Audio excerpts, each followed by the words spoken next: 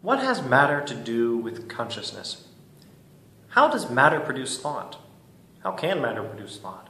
How can a thing made of matter and matter alone be aware of itself? How can a non-physical mind connect to a physical brain? Now, these are the questions of the mind-body problem. More generally, how does the mind relate to the brain, and how does the brain relate to the mind? The mind-body problem is the problem of answering these questions, the problem of explaining how the brain produces thought, or if it does not, how the mind connects to the brain, or how some non-physical component of the mind connects to the brain, the physical component. In recent philosophy, many philosophers have been materialists or physicalists. They say that all is matter. Now, when they encounter the mind-body problem, they generally take one of the following approaches. First, there are the eliminativists, or the eliminative materialists, such as Peter Unger, Paul and Patricia Churchland. These philosophers say that when we talk about the mind and the brain, and we ask questions like, how is this phenomenon of consciousness to be explained in terms of the brain, we're asking a question about something that doesn't really exist. The mind is not real. What we call the mind is pretty much an illusion. All the real things that are there to be explained are simply physical things, and what we think of as the mind is an illusion. There's really no such thing. The eliminative materialists eliminate the mind, and that's why they have their name.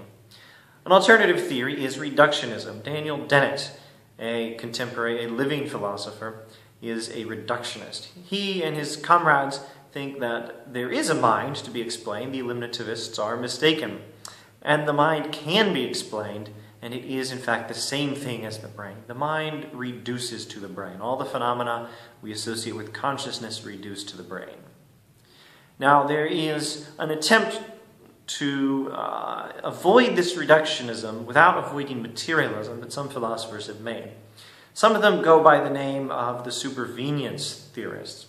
According to Supervenience, without reductionism, the mind is produced by the brain, and the brain alone, but it is not exactly the same thing as the brain. Matter explains consciousness. Matter is not exactly the same thing as consciousness. It produces it, and it explains it, but is not exactly the same thing. There's an alternative view which goes by emergence or emergentism, which is essentially the same idea. The attempt to have materialism without reductionism and without denying that there is such a thing as a phenomenon of consciousness to be explained.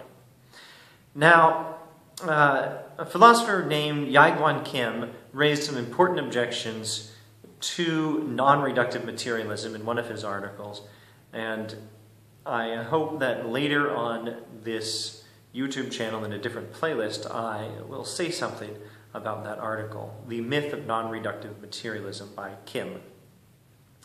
Now, the alternative theory is to reject materialism, and the rejection of materialism in the philosophy of mind is usually called dualism.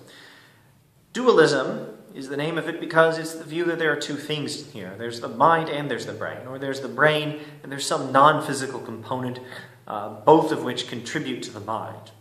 There's the brain and there's some non-physical reality that is involved in producing the self or the person or consciousness or the mind. Now, one extreme form of dualism is that of Descartes, the Enlightenment philosopher.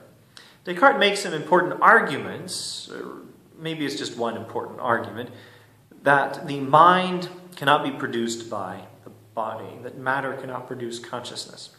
It's a very interesting argument, and you can study it in his book, The Meditations on First Philosophy.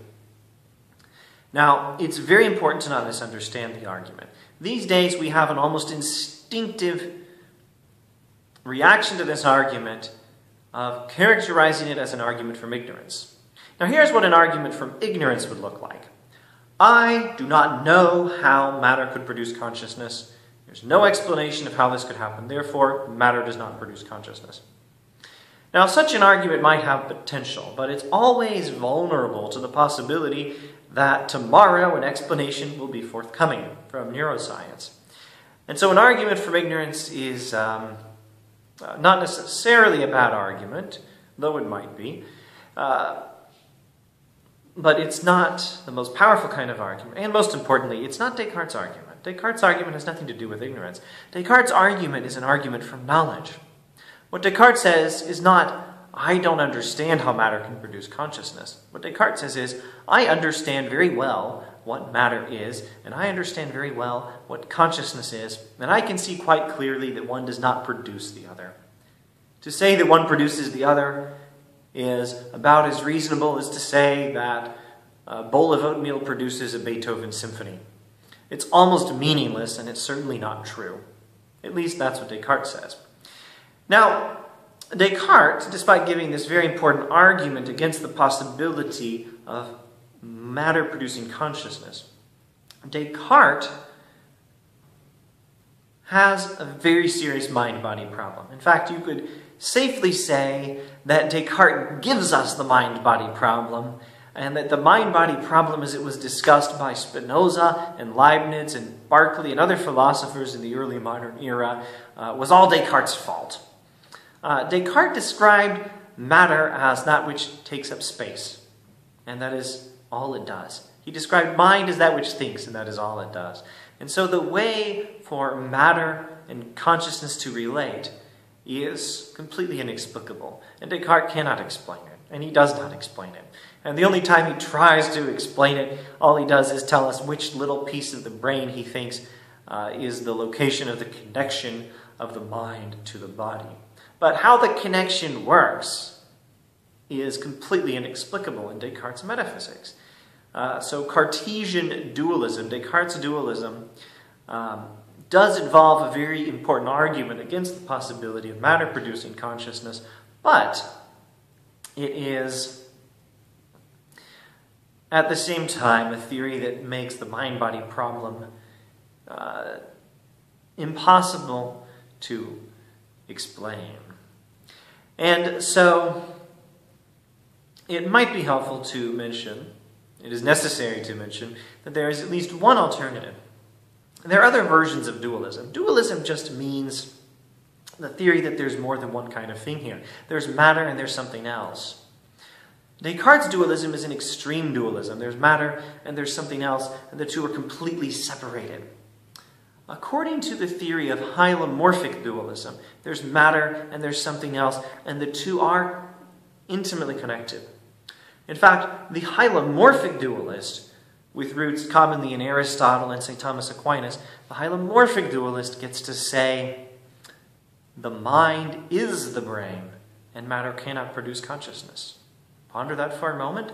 Pause this video if necessary. The mind is the brain, yet matter cannot produce consciousness. What does that mean? It means that the brain itself is not a thing made of matter. And so hylomorphic dualism, promoted by Eleanor Stump, and his name is coming to me. I believe it will come to me in a moment. Pardon my frozen brain, please. Hylomorphic dualism from Eleanor Stump and some other philosophers is an interesting alternative to Cartesian dualism and to the reigning materialisms.